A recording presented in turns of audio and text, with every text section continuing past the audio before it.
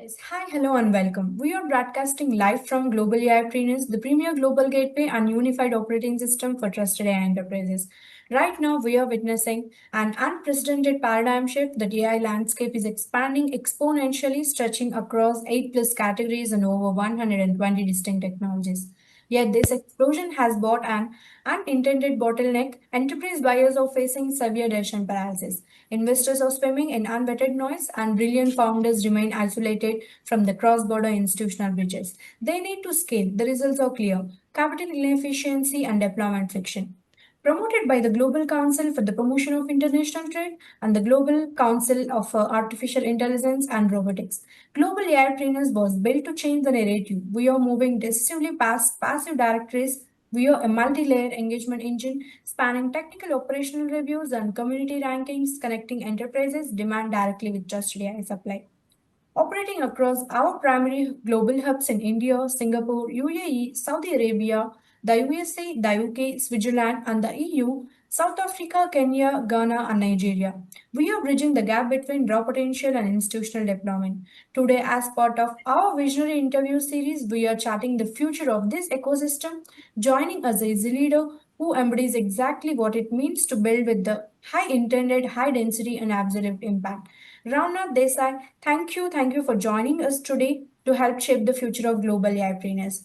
Ramakanth Desai is a globally respected business leader, growth strategist, and startup mentor with more than 4 decades of international leadership experience across India, the United States, the United Kingdom, and Japan. As the CEO of Tattva Innovation Labs and former president and co CEO of the IT services businesses at Happiest Minds Technologies.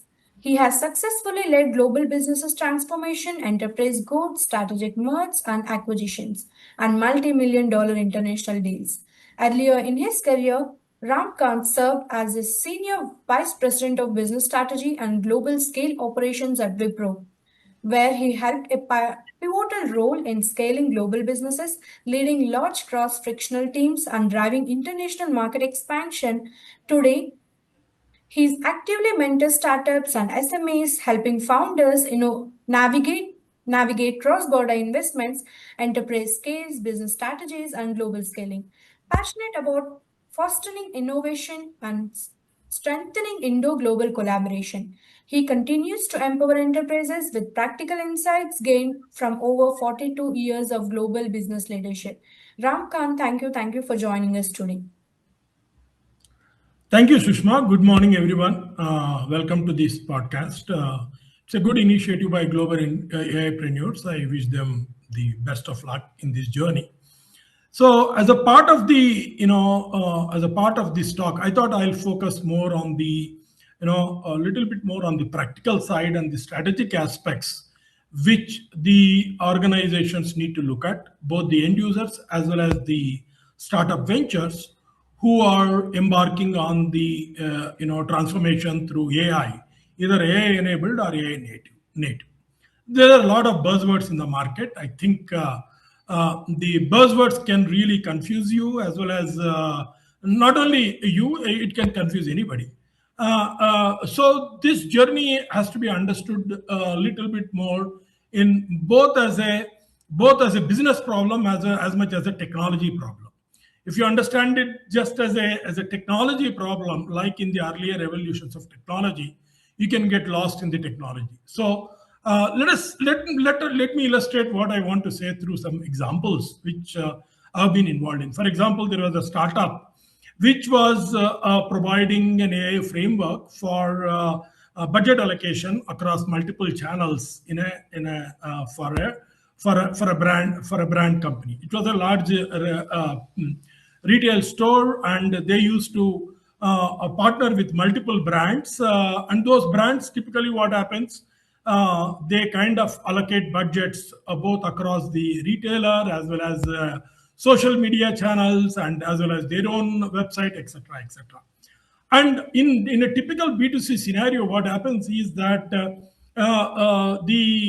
everybody claims order conversion has happened through their channels, and the budget allocation becomes a problem. And this large retailer had the responsibility of ensuring that the brands get the right provisioning of both budget as well as the right conversion ratio for allocation of budget. So what they did initially, what used to happen was everybody used to claim, hey, my particular advertising channel has created x amount of x amount of conversions, and same were the claims by the others, and it was becoming pretty difficult. So how did AI help in the whole journey? It was not, you can just put a simple rule based engine and say that, hey, anything which converts 2 days, 3 days, things like that can be attributed to this. But the problem was not so straightforward, because sometimes the conversions happen, over a period of time, and each channel's rules were different. So there was a lot of work which had to be done before the AI rules engine could be deployed. So the brand retailer had to work with most of the channels and negotiate on the rules as to, by showing the past data and the past claims, as to how those conversions used to happen and what is the typical ratio and what are the rules which can apply, etc., etc. And so then the rule-based engine could easily could easily come into play, and then take. Even then, there were some seasonal swings which had to be plugged into the whole matrix.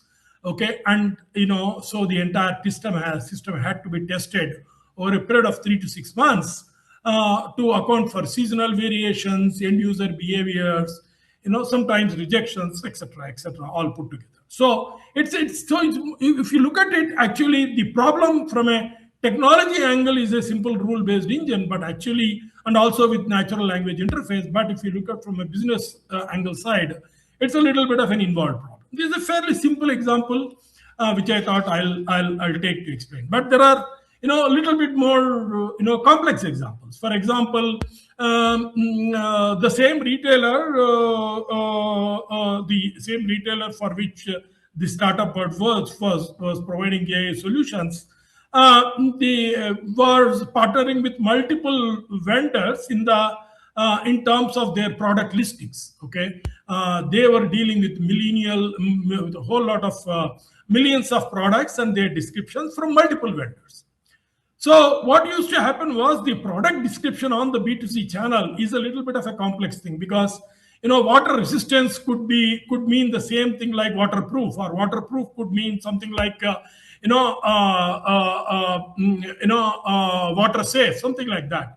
And typically the natural language LLMs, they will pick up the adjoining words, and they used to put in the description, especially from less known retail brands, from less known product brands. For well known product brands, they will have brand manager and they will give exact product description, etc., etc. So what the business problem was that a consumer or a customer assumes that it is waterproof and buys it, but actually what he needed was a water resistant thing. Okay, I'm just giving a very simple example. Okay, it could vary in multiple scenarios. In fact, it happened recently for me. I bought one electric stove due to the LPG crisis, and I understood the specs differently from what the product description provided. And ultimately, when it came to rejecting the product, it became a challenge on the site. Okay, and anyhow, there was some customer complaint I raised and all that. It went through its own kind of. So essentially, what I'm trying to tell is a simple thing of product description, meaning what exactly it means, especially for less known brands. And you can't negotiate with so many vendors to provide uniform description, because they will do their own stuff. So these people had to put weights for, in terms of how they can allocate the risk. Suppose if I provided a product of this category, if there is a rejection of a lower, by assuming that it was a lower category, then it can always be said no. Whereas if it is of a higher category assumption, then that claim has to be addressed. So they had to study multiple claims over the last rejection claims over the last 3 to 4 years, and then build a rules engine. Okay, and then negotiate with the service personnel who are associated with it. And so essentially what I'm trying to bring to the fore with these two examples is that the context in which the business plays out is extremely important. If If you develop a rules engine or an AI agent with whatever the best architecture, vector databases, whatever you can think of from a technology perspective, but ultimately it has to play out in the real world. Okay, and then obviously there will be security issues and few others which will come to later. I'll give one or two, simple other examples from other domains as well, so that we understand the context in which we are talking. For example, there was there was another startup firm who was working on an AI solution for customer for investor service for a wealth management startup. So the problem was that they developed an agentic system which will provide kind of a customer support service to their investors. Hey, if you can do this kind of investment, these are the products, etc., etc., like a typical investor what it does. But unfortunately, there are a lot of rules and regulations in terms of sharing the information. Okay, and they wanted to build an autonomous agentic system, and it was not, it was difficult to build the rules framework straight away upfront. So what they did is they developed, they could develop again what I call as the regulatory agents along with the service agents, and these regulatory agents kind of put a kind of an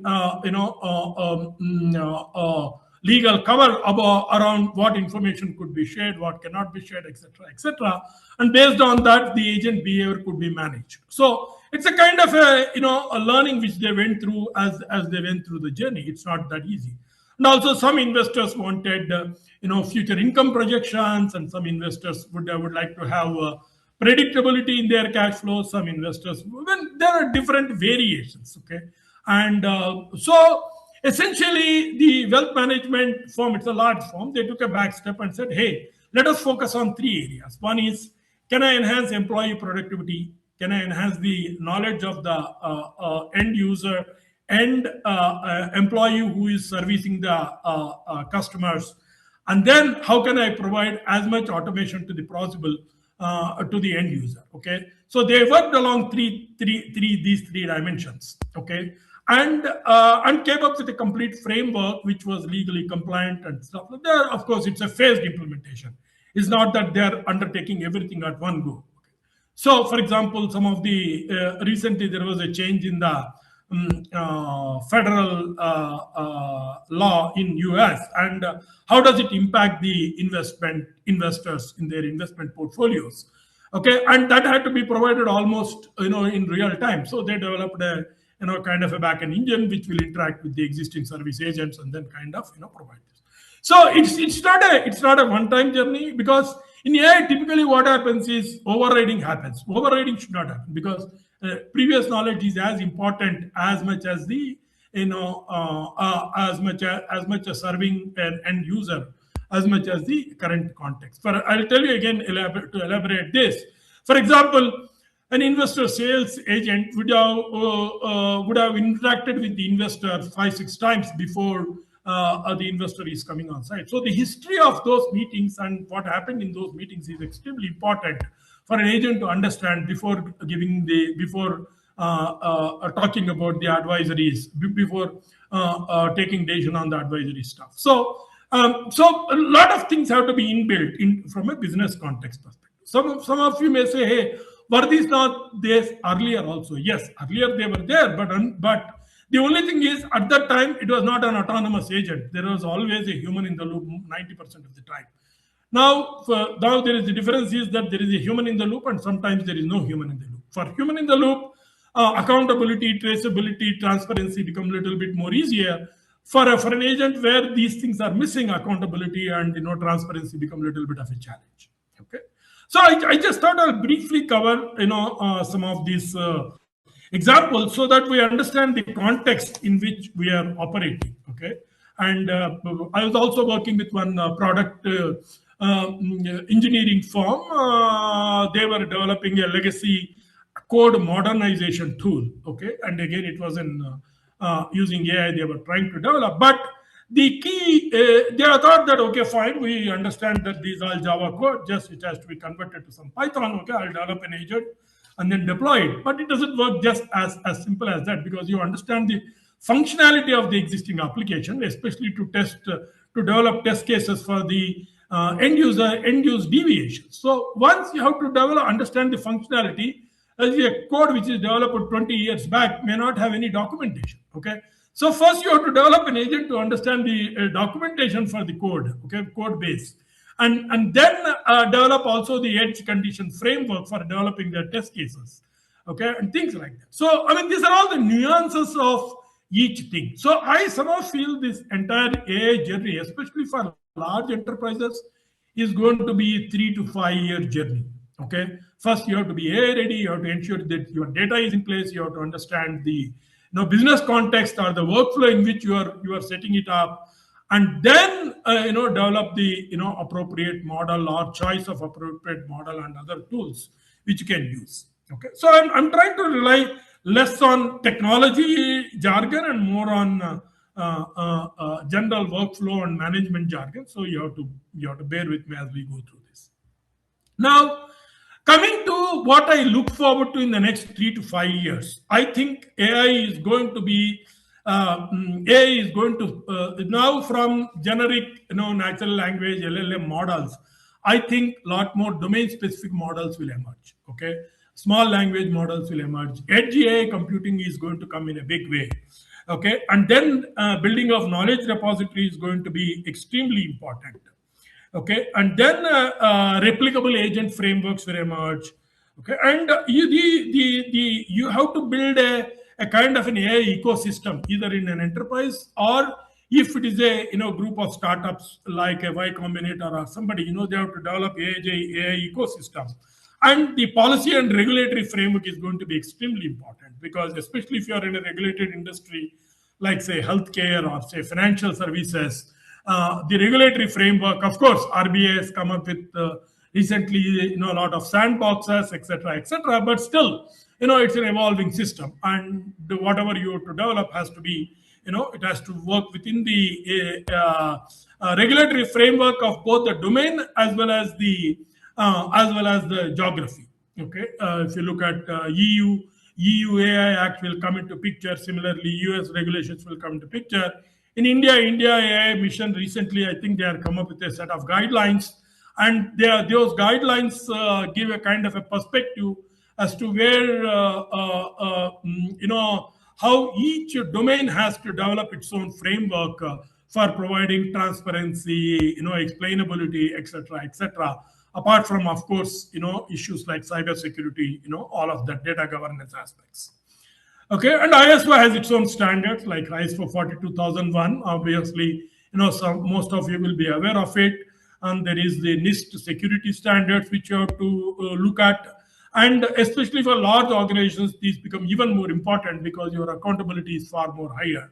Okay, and it's not that startups can get away with it, but startups also who are working in these domains like healthcare, finance, insurance, or energy, I think regulations are going to be extremely important. I think a lot of AI will move towards edge, in my view, with service provisioning needs and hence security needs, latency needs coming into picture, especially in real-time systems. Recently, I was working for I was consulting with a drone startup. It's a surveillance drone. Okay, what they do is they kind of take static pictures in a particular in a geography or things like that, and then they kind of store that repository and try to interpret that image static repository with any interruptions which happen in that domain from a surveillance perspective, from an anti-drone operations perspective. And but this entire image matching, etc., had to be done at the server side. And because the drone will have limited power and energy, so what the drone had to do is it had to communicate that entire video which they take over a kind of a standard. And typically this happens in a remote location. And when it happens in a remote location, the bandwidth of communication becomes a big challenge. For example, the speed of communication here in that geography was only 1 Mbps to 10 Mbps at best. So you cannot transmit a video and expect a real-time decision framework from the remote server to be intimated to you. So, they had to do a little bit of a filtering of the video, image by image slicing, and then transmit it so that the communication restrictions could be addressed.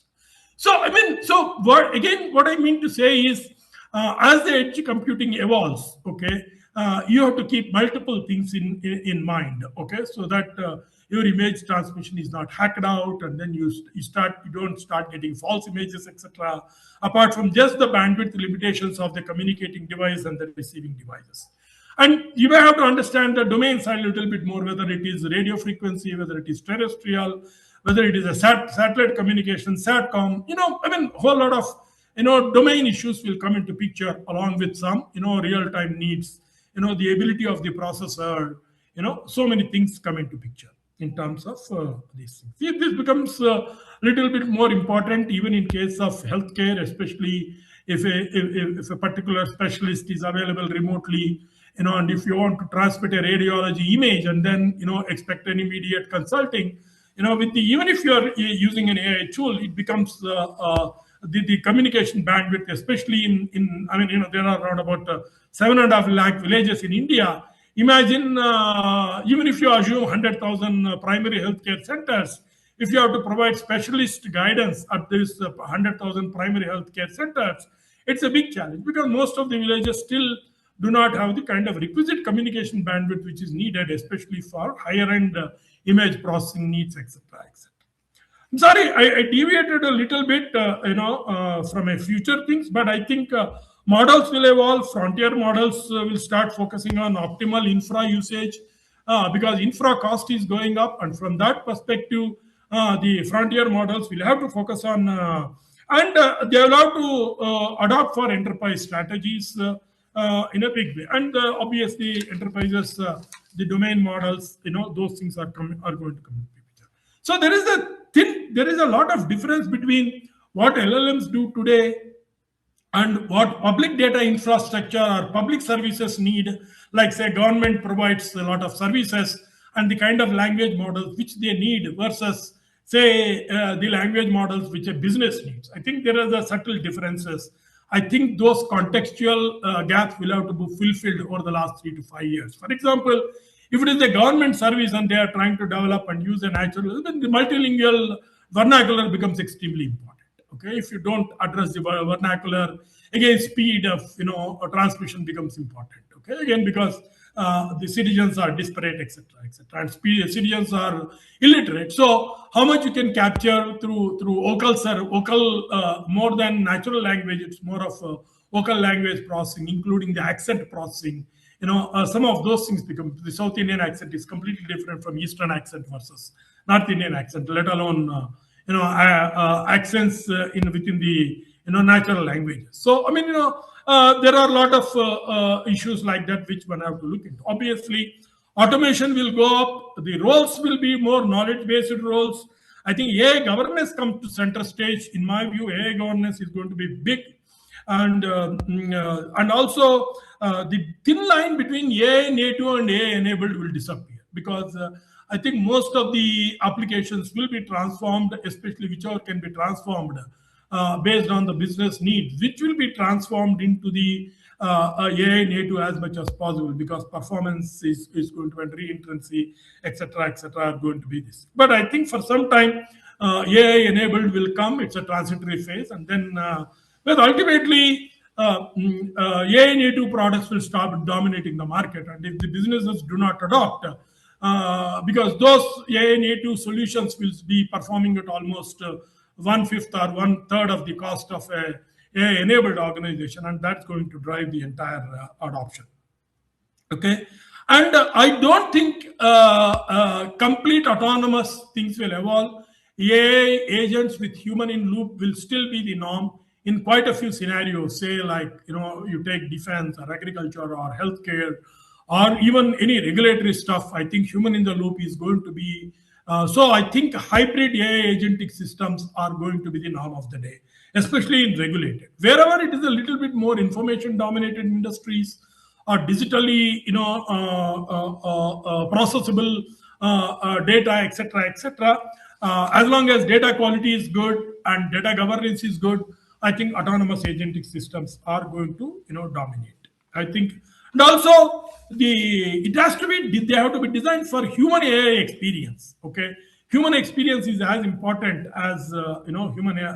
Otherwise, simply designing a system will not work. I think because a lot of humans ultimately they have to be adopted by the enterprise. Okay, ultimately some end user will have to use it. So as much as backend functionality can be agentic frameworks, but they ultimately a human being is going to come into picture.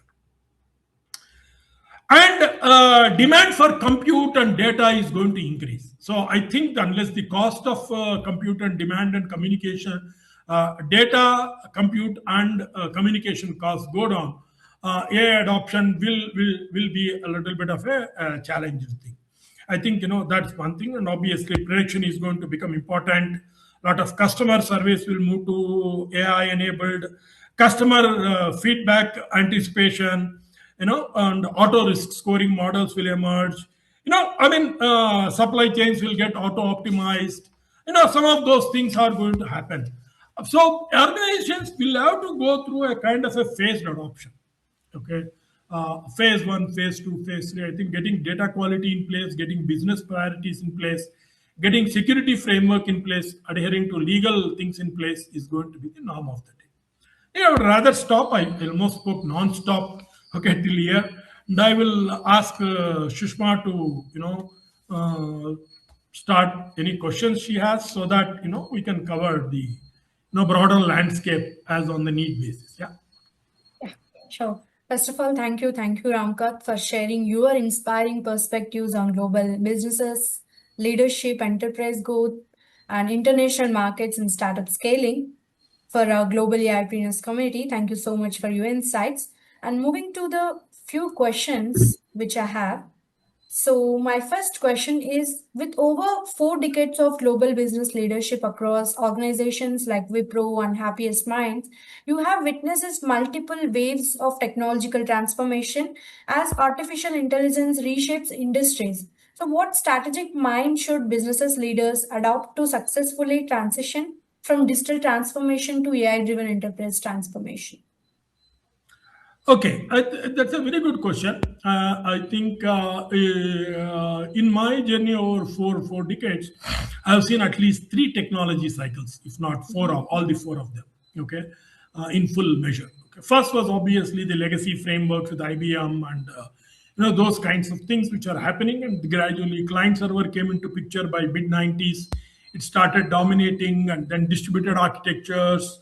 Sun Microsystems evolved. Sun started pushing that aggressively in the financial services, and also wherever there were real time needs.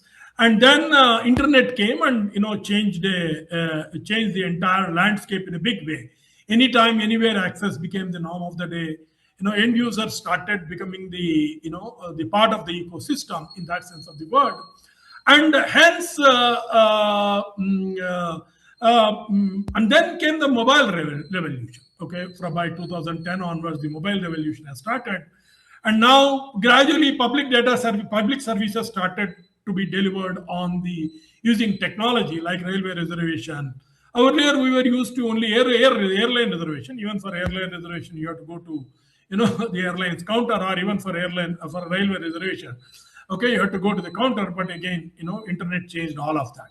Okay, and UPI changed even payment cycles, etc., etc. And so most of the revolutions have happened. I think if you ask me honestly, I think we were lucky in a way. Okay, I was building. Always, I had to manage projects through transition phases. For example, legacy to client server and client server to internet architectures, because the previous set of people who were experienced in legacy systems, we had to retrain them. And because I was more in the IT services business at that time. Okay, one is not only retrain the existing software people, but we also had to train the customers for the transition journey in terms of both architecture. So we had to help the customers in drawing up the new architectures, in terms of changing their databases from legacy databases, which were more flat files, to relational databases, to whatnot. Whole lot of things came, like concepts like ISAM and all, which more old legacy people like me can recognize. Okay, so things like that. Okay, but Having said that, those journeys we had time. We had time of 8 to 10 years, okay, to make that transition happen and enable even customers to go through those technology cycles, and even transform our own organizations to go through technology cycles and reap the benefits. But I think what is happening with AI is that pace has become extremely fast. I think that's one difference. Okay. For example, my own learning, I used to take at least 2 years to learn the new technology paradigm and the implications of it has to be adopted for my group as well as for the my customers. Okay, that used to be my typical. So once a new technology started coming in, say for example, internet started coming around 97, 96, and I had time window almost up to 99, 2000 to learn the entire ramifications. What are the products evolving? What are the kind of issues which are there, and then go to customers and then provide that consulting or enable them through the journey. Okay, but now what is happening is you don't have that time window. Okay, things have become pretty fast because if you don't do it, somebody else is doing it. Okay, and you don't have that time window. I think so. You have to learn on the need basis quickly, quickly. So to that extent, I would suggest more. Startups have an advantage from that perspective because they have the ability to learn quickly. They don't have the legacy problems. Okay, though they are working with end customers, startups, end customers have still those problems. Okay, not all of their data is completely qualitative data. Metadata has to be built and stuff like that. And especially if you're working in a global context, understanding their rules, regulations, etc., is going to take some time. Okay, and for them also, the end users also, to understand the implications of the technology is going to take some time. So I think startups, from providing a solution perspective, they are at an advantage, but in terms of implementing it with the end user, it takes time. Okay, I think even if you are pushing a point solution just like that, it is not that easy. You have to work with the end user at the end of the day, especially if you are in services business, or even if you're pushing your product. Okay, it's not that easy. For example, UPA took off only after the demonetization happened. Till then, it didn't take off, though UPA was available. Okay, completely. Right. Anyway, that's another example. Okay, even online grocery models took off only after COVID in a big way. Okay, so anyway, so the contextual, unless the context changes for the end user will take his own time to adopt. So now let us come back to my point: how the startups and organizations have to adopt pretty fast. One is, while they prepare the organizations, while the startups have to wait, they have to develop a little bit more patience, and they have to start implementing pilots, etc., etc. And once the pilots benefits are seen, then the customers will start adopting for large scale. Whereas the legacy organizations, they have the advantage of the knowledge of the customer and the domain, etc., etc. But legacy organizations, I mean organizations like Wipro, Infosys, whatever it is, they are also developing their own AI frameworks, etc., etc. TCS, you take Accenture, anybody. They are also developing their AI architects, etc. But for them, the biggest disadvantage is they have to train their guys pretty fast, and they also train the customers pretty fast. Otherwise, they'll lose the business. So, and how to make it cost effective for the end users is ultimately important. Now, of course, there are third players who are the stakeholders. Even in the previous journeys, there used to be third stakeholders, like say for example, technology providers, whether it is frontier model developers or whether it is LLM providers, etc., and or the compute infrastructure providers. They are driving it in a big way, and they are also going to eat into the market share of each one of these guys, because they can easily lap up some of these startups and become the service provider themselves, or they can allow a new organization to build completely on their frameworks. Okay, so somebody need not look at the legacy at all. Somebody can build a complete new organization completely using the infrastructure and the other facilities provided by these frontier model providers. So I think it's going to be a flux. It's going to take time. So it is very important to understand the legal, the domain, and the adoption frameworks, and also the edge conditions, extremely important. Thank you for sharing those valuable insights on the Yes. vision, as it's about technology building on that. So I'd like to move my next question. You have led large-scale global businesses, major M&A initiatives, and multi-million dollar enterprises deals. Based on your experience, what are the most important factors AI startups must focus on to build globally scalable businesses and earn the trust of enterprise customers and investors? I think startups, as I covered in my previous answer, Yes. have a big advantage because their learnability is pretty high. I think the biggest challenge they'll face is first I'll cover the technology challenges, then I'll cover the business challenges. Okay, business means go to market challenges. They are equally important. Okay, because the top of the mind always they have go to market as the biggest challenge. Okay, from a technology perspective, I think the first thing they'll encounter is that the models in which the training data which they have used, I think has to be revamped based upon the quality of data they are going to encounter in the enterprise. Okay, this is very, very important. Okay, which I was covering with you on that product versus description example in the further large retailer. Okay, how much difference that one particular classification versus product name versus product description made in their entire claims being high or low, stuff like that. So I think those kind of encounters, it will suddenly shock them because they think that they have built an agent and they can deploy it and walk back within 3 days. No, it will not happen like that. Okay, I think the poor quality of data would have will lead to poor intelligence. Okay, it's like garbage in, garbage out. Unless so, they have to work with the end users to ensure that the data foundations are built, metadata management is built properly, and then the knowledge graphs are built, proper. Okay, so and also so that their models are explainable because accountability ultimately shifts to the end user after adoption. Accountability will not be with the startup solution provider. So I think those are the and also to see whether the AI infra can be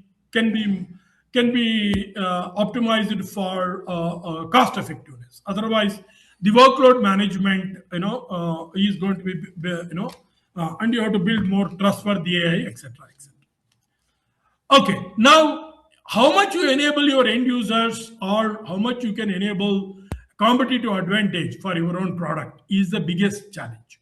Okay, I think that's extremely important, and obviously they have to learn the domain nuances pretty fast. That is from now from a go-to-market perspective. I think go-to-market perspective, they don't have relationships. It's going to be difficult, so they have to get their name out through a lot of digital literature as much as possible. Okay, because physical sales and physical marketing is not going to be that easy. Because you have to go establish yourself in the local market. You don't know the people. I mean, it is going to take time. You have to establish relationships. I think they have to, like what Zoho has adopted is the best model, if you ask me. Zoho tried for as much inbound sales as possible. So what they did, they developed the product, they worked with few customers, they refined the product, they refined the solution so much it is self-configurable, self-usable, self-deployable. So they introduced so much of automation into their whole product framework. So the customer interface time became less and less, except for sales, and their inbound sales started increasing quite a bit. Okay, and how to increase inbound marketing? All these guys know digital marketing hell of a lot. So how much you can increase inbound marketing, but you have to also focus on small geography by geography. You can't say that I'll conquer the entire world. First, go to Atlanta or go to say Dallas, participate in the local CIO or chief AI officer conferences, establish LinkedIn relationship with them, do a lot of LinkedIn marketing, get your name out through the conferences, give some podcast talks about your product. I think as much digital media as much as you can use, you should leverage. And obviously you have to do a excellent job with your first 3 4 customers and build your data framework strong, build your agentic framework, make it as secure as possible. I think as much explainability, as much security as you can build into your framework, as much ease of use you can build into your framework, I think that will, for example, the wealth management example I was giving. Okay, the ability to predict your investment incomes is a very key feature. Not many wealth management firms in India provide it even now. Okay, Some have started attempting it, because if I'm having a large portfolio of, say, even say, as an investor, say 1 crore. Okay, I would like to understand probably what could be the risk factors. How will my risk models play out? Can I apply different risk weights? For example, Gulf War came. How long will it play out? Okay, different scenarios and stuff like that. So, how much you can predict end users' requirements is going to determine, the success of your value prop. Yeah, I think I would like to so take real problems. Whether it is again, I'll cover one more example. It's easy to explain them through examples, actually. For example, we are working with a large engineering procurement firm, okay, and they are automating their entire tender process. These large engineering procurement firms, unlike software projects used to have 6 months, 1 year, 2 years at best life cycles. Whereas these engineering projects will have life cycle of 8 years, 10 years, 12 years. Okay, and their procurement spans across thousands, sometimes tens of thousands of suppliers, and lakhs of materials and stuff like that. Okay, so just the request for quote management is a 1 to 1.5 years process. It's not easy. You have to contact multiple vendors, get their quotes, build the entire solution. And we are trying to through again another services firm and startup, we are trying to help them automate the entire quoting process, because the quoting for the project itself requires 40 to 50 people working for 1 to 1.5 years. Okay, I mean it's a big, and the cost of quoting itself will be around about 3.5 crores to 4 crores. Okay, just to quote for the project. So if you can reduce the cost of that entire quoting process, it's a big help for the engineering firm. Okay, so we are trying to work with lot of vendors' data, their products data, the quality, how they have graded them, all that was little bit available in databases. Some of it was available in spreadsheets, some of it was available in the minds. Okay, and by the time we could compile all that data and get to a little bit of a workable framework, it took us 6 to 9 months. Okay, just that portion itself, and then we started building the entire framework as to how. So what I mean to say is, develop patience, because especially if you are working in supply chain projects, or say financial value chain, or in operational value chain project, the lead times are going to be huge. Okay, it is you can say, were these problems were not there in automation time? Yes, they were there in the automation time also, but at the same time, we knew very clearly that somebody will monitor it by the time we deploy the application, and still there will be 10 guys maintaining the project. Now there will be nobody except one guy who will monitor just the workflows and the outcomes.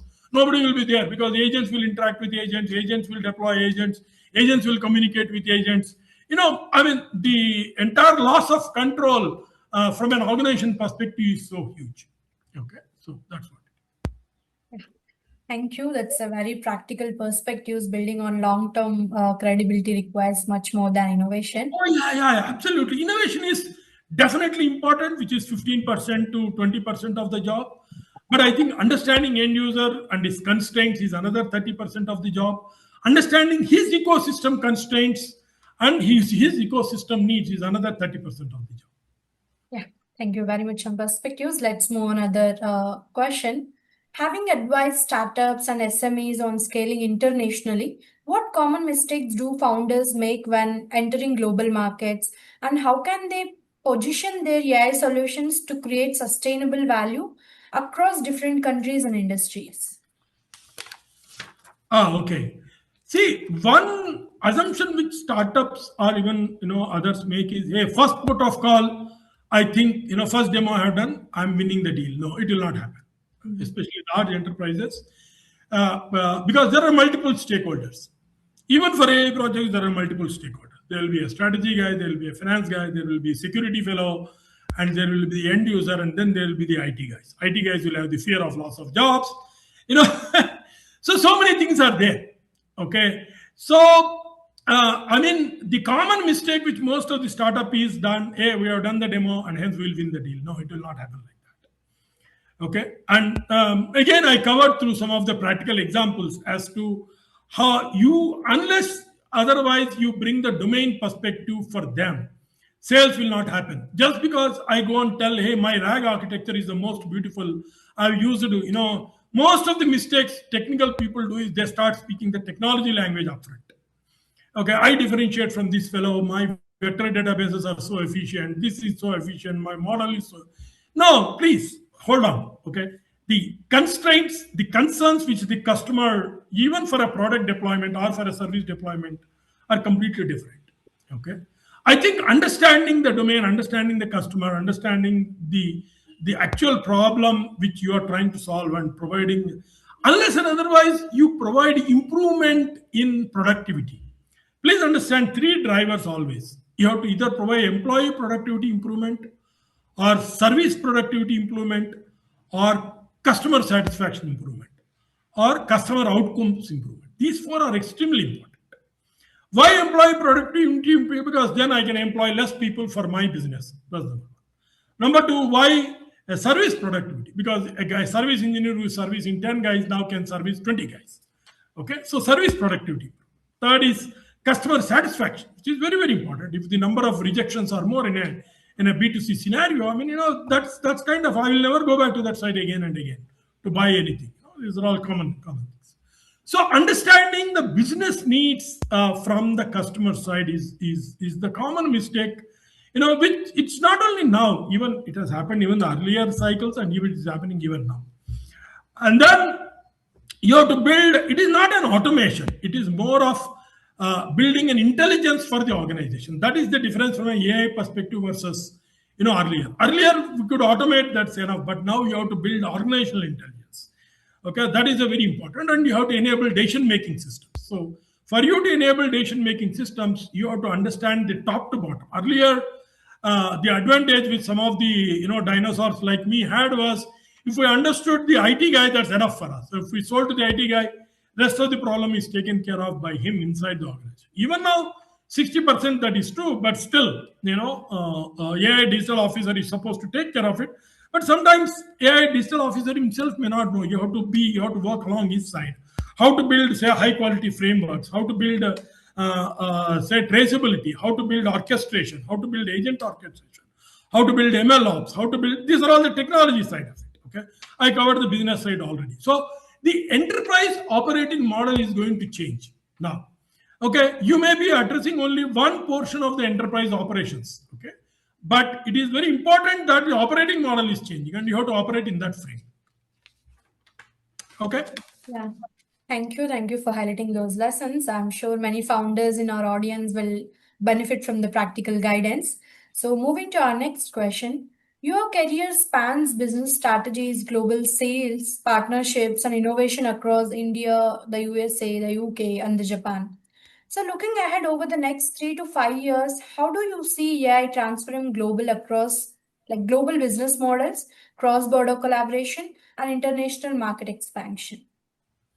Okay, one thing I see is new innovative solutions. It is easier to push through in Southeast Asia, in Middle East, okay, and to certain extent even in US, to a great extent even in US and India, okay. But in Europe, you have to be a lot more careful because it's highly regulated and extremely employee sensitive market, okay.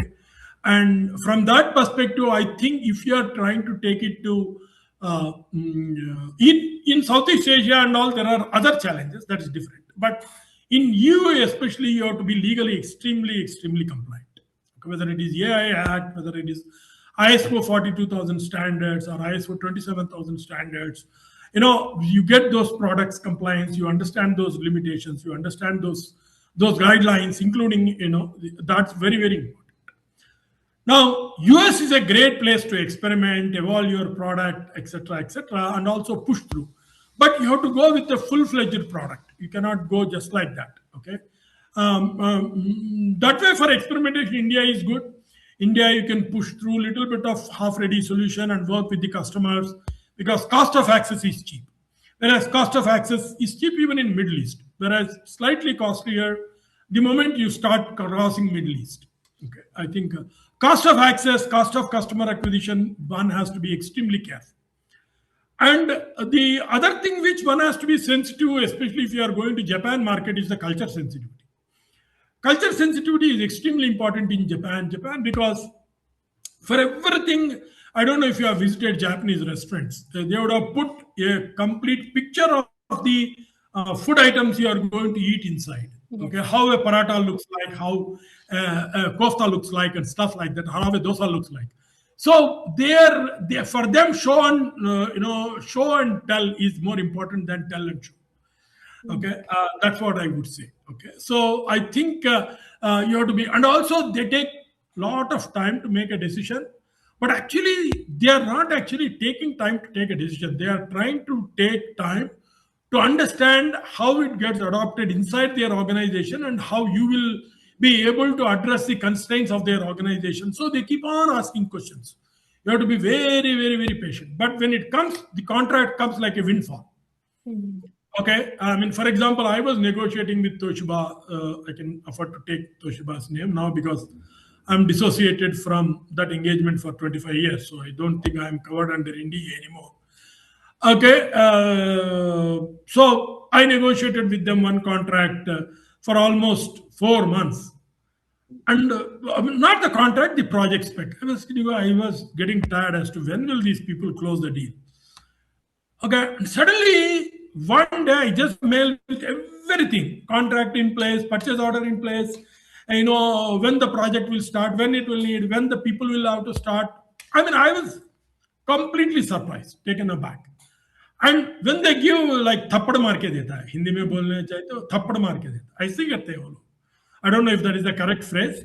When खुदा देता है, थप्पड़ मार के. I don't know what is that phrase exactly, but that's how they do it, which is good in a way. Okay, because they look for really Six Sigma quality, which is nice. Okay, so you have to that is another important point. If you are dealing with a large organization, there are a lot of systems in place. If you are dealing with a smaller organization, they themselves will not have systems in place. So that is one thing which you have to keep in mind. Though the decision making may be faster, but they will not have mature systems. And then, but if you are dealing with a large organization, irrespective of where you are dealing with, the decision making takes longer cycle. You have to have patience. I think that's very, very important. Okay, and yeah, I mean, but yes, US and UK are any day a lot more easier markets for us because there is no language problem. You understand their cultures with a little bit of variance, you can easily adopt, etc., etc. I think, but anyhow, now in the world of agents and agentic AI, I think some of these lessons may not be true.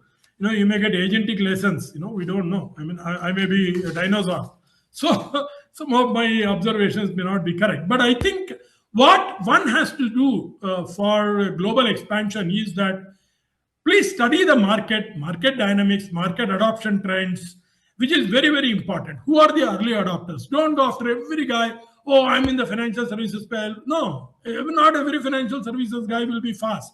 Some guys will be faster than others. Please always understand that. Okay, everybody will not be fast. Some will be, defensive batters like Rahul Dravid and Japan, but they bat completely. Okay, so you have to understand the different dynamics, and then you have to use digital marketing, which I already talked about. I think the understanding through I think understand attending local conferences will help in a quite a bit to understand. Yeah. Thank you for those insights.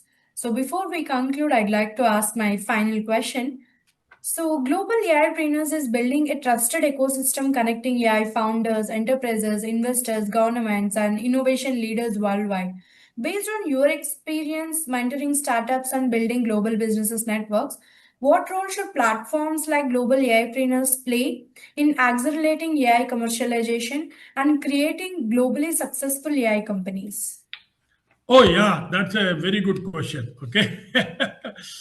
I don't know, where to start. Honestly, first of all, these sessions are good. Okay, and then if you can build a repository of case studies, that will be good, and videos from practitioners. Okay, are you there still, Sushma? And then domain wise. Okay, if you can classify them, and then that will be important. I think government is a big stakeholder, especially in India. They are coming up with a lot of frameworks. They are coming up with a lot of regulations, especially regulatory bodies like RBI and IRDAI. I think they are doing a good job. I think working with startups, helping startups understand the issues which you have raised. I was very impressed with the questionnaire. All of that is extremely important. And I think you have started on a good footing. I think you should continue this journey. And if the ecosystem of global AIpreneurs can help shorten the life cycle of development and adoption for startups, that will be a good benefit, as well as working with government. Yes. Thank you. Thank you for those insights. I think that gives our audience a lot to reflect on. So, to our visionary speaker today, Ramakanth desai, thank you for sharing your valuable expertise and global perspective with the global AIpreneurs community. Your insights on enterprise leadership, global business strategy, cross-border expansion, and startup scaling. So, to everyone joining us from around the world, thank you for being part of today's session. The future of artificial intelligence will be shaped not only by technological breakthroughs, but also by international collaborations, responsible governance, and shared innovation. If you are an AI founder, innovator, or investor, or enterprise leader looking to become part of this growing global ecosystem, we invite you to join us at Global AIpreneurs. Thank you for joining us today. Until next time, keep innovative, keep collaborating, and together let's build a trusted global AI future. Thank you. Thank you for joining us today. Thank you. Yeah, thank you. Have a great Bye-bye. day.